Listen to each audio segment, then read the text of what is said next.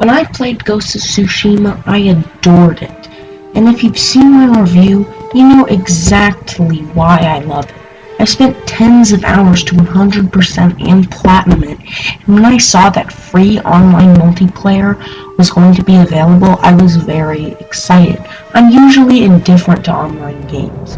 Sure, I love Mario 35, Among Us, and Splatoon 2, but I don't like the majority of them, and thus I was very worried. I played it for the first time and was perplexed after my first time. I really liked it so much, but it was too difficult in some ways. I want to go into more detail by going through the style, the single-player content, and the multiplayer content.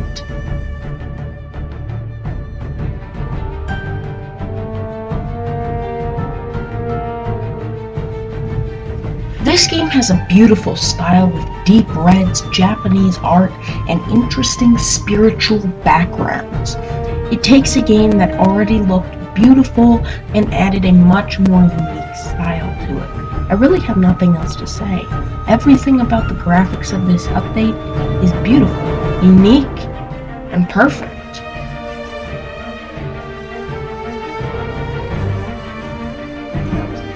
Player content.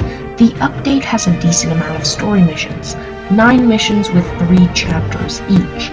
These all have unique stories and awesome gameplay, with most of them having new genius mechanics. They have unique bosses, 3 difficulties, multiple options, and the 4 different classes, which completely change the gameplay. I'm not a fan of replaying content, however this makes it unique and interesting. The majority of mechanics are carried over.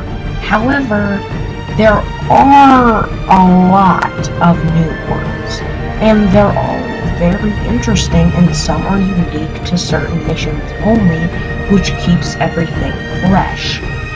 These new mechanics are as follows: carrying explosive barrels, special moves, conversations, classes including the sword-using samurai, the bowmaster hunter, the stealth-killing assassin, and the healing ronin, twin-paired enemies, healing drums, attunements, the spirit bow, the crows, the fire spirits, and tons of customization.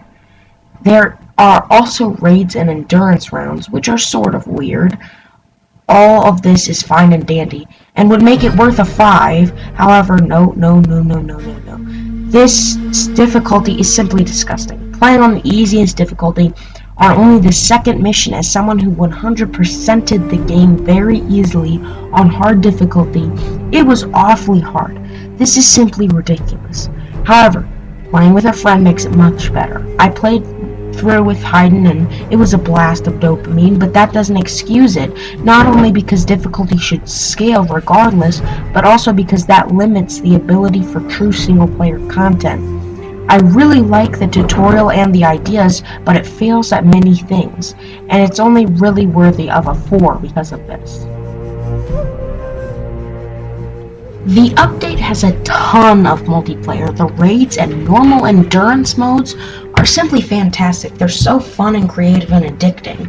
Fighting tons of waves of enemies with 3 other people is super fun. The game has a lot to do in terms of extra objectives as well, which adds more intensity to the gameplay in these modes.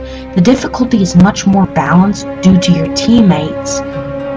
The mechanics were somewhat throwaways in the original game, like crawling and squeezing through gaps, are much more important in these linear combat arenas.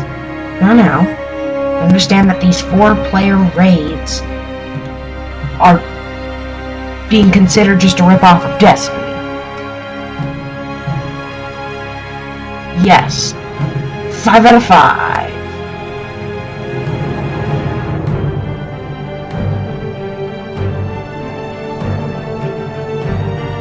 Overall, I'm confused by the update. It does so much so right and has so much effort put into it, but at the same time, its difficulty is unbalanced. If it's balanced later on in patches and further updates, this could be perfect, but as of right now, it only truly deserves a 4 out of 5, just like the original game. It's super impressive and super fun and unique, but falls flat on a few major things. It has a lot going for it, and the idea of it being completely free on top of an already fantastic game with tons of content is beautiful. It's a great practice that they did here, but overall they could have done much better with how they handled the difficulty. Be safe.